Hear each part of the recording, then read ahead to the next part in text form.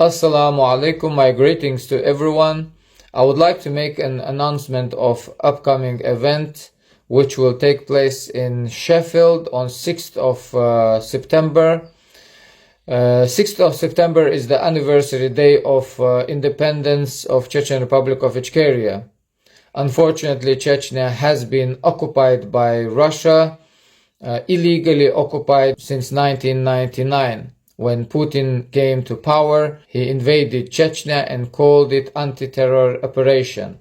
Our protest will be against the Russian terror and against the Russian crimes committed in occupied Chechnya, and at the same time we'll be talking about Russian-Ukrainian war and what is Russia been doing in occupied Chechnya since the occupation. We will be giving out leaflets and talking about all the wars, Russian, Chechen and Russian-Ukrainian and Russian-Syrian wars.